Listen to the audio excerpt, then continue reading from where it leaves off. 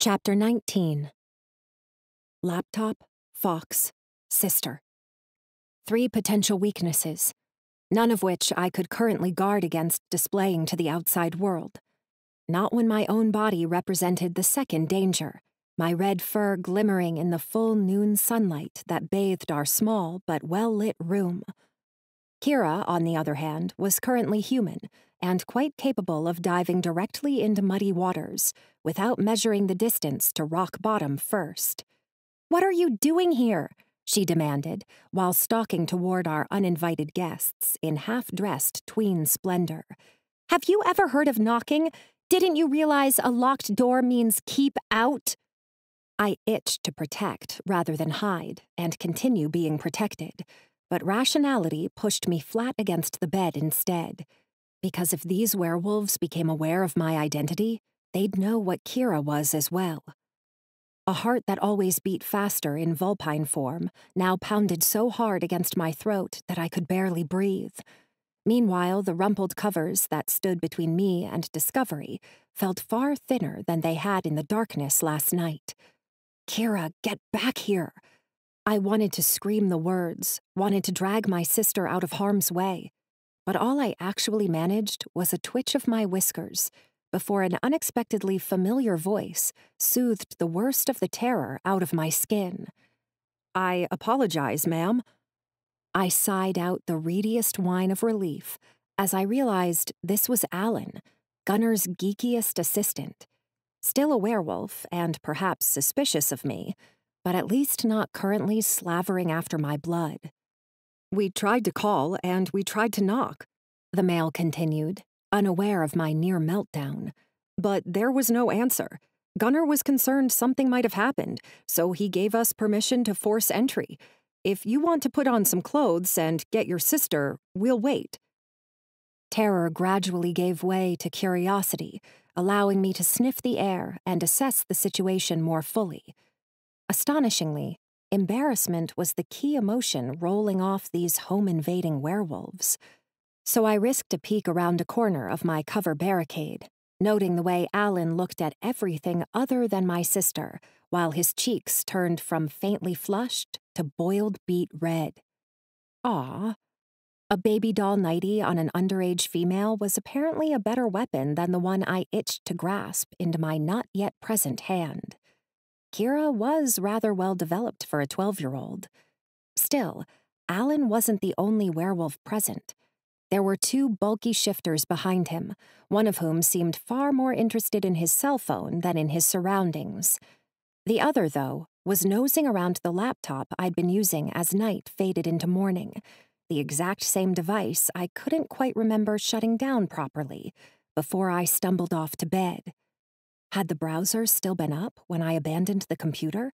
Would the screen flicker to life full of damning evidence if Nosy's fingers hit the proper key sequence? Now more than ever, I needed Kira to close the bedroom door so I could regain my humanity and shut this party down. And, as if I'd called her attention to me by the force of willpower alone, my sister swiveled slightly to glance in my direction. Then her head tilted in a query I hoped was too subtle for the werewolves to make out. "The door," I tried to communicate with widened eyes and flaring nostrils. And the motion must have caught Alan's attention, because he took a step forward, only to disappear from view as Kira got the message and slammed the much-needed barrier between uninvited werewolves and myself. "Mai's in the bathroom," my sister prattled as I yanked hard on my magic, shifting in less than a second into shivering human form. "Clothes, clothes, clothes," I reminded myself, hopping into yesterday's wrinkled outerwear without bothering to don undergarments first. After all, forming the brilliant ball of frigid magic currently streaming out of my body into sword form was more important than panties, if my goal was rushing to my sister's aid. "Nobody's in this bathroom," Alan was saying, as I pushed my way out into the kitchen-living room combo. "Well, we've got 2. My sister lied through her teeth. And before the accountant could argue about the unlikelihood of a 1-bedroom, 2-bathroom apartment, I was shoving my sister behind my back and slamming the laptop screen down, inches from Nosy's furtive fingers.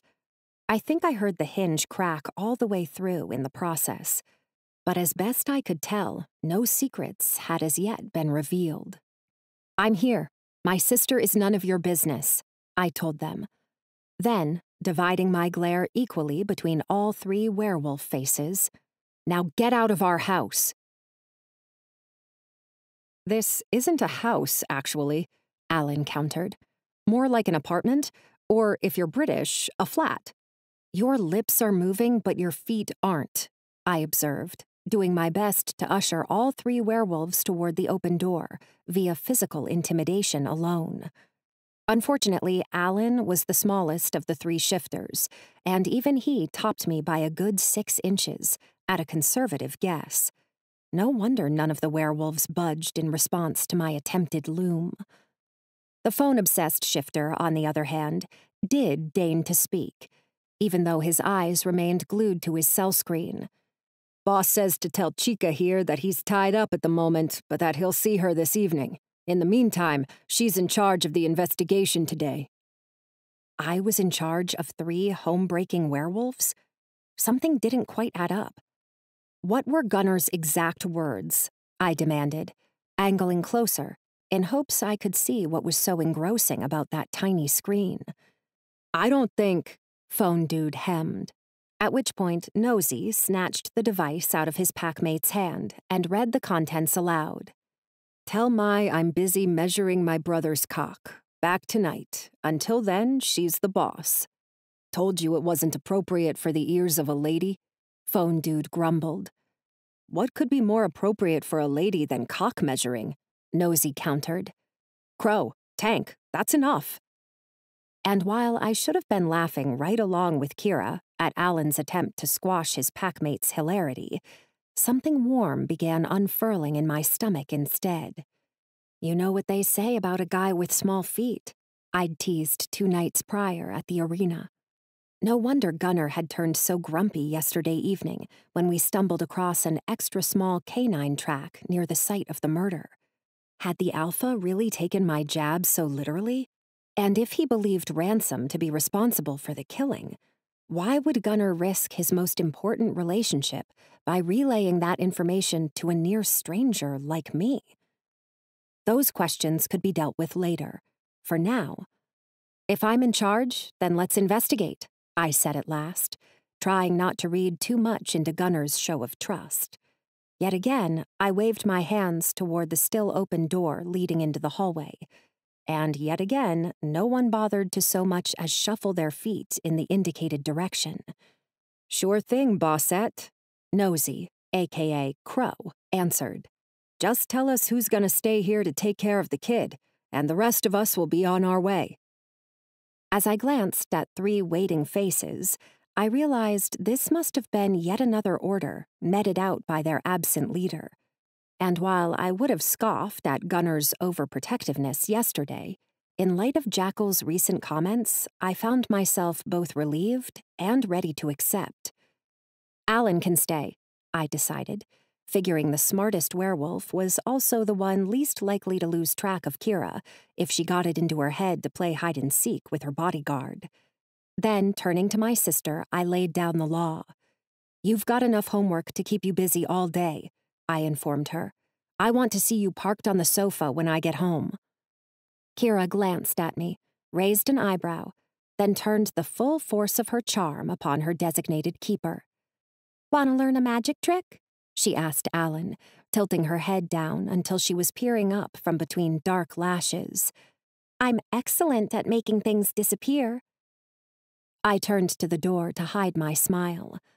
Alan would be lucky if he made it out of this babysitting session with wallet and dignity intact.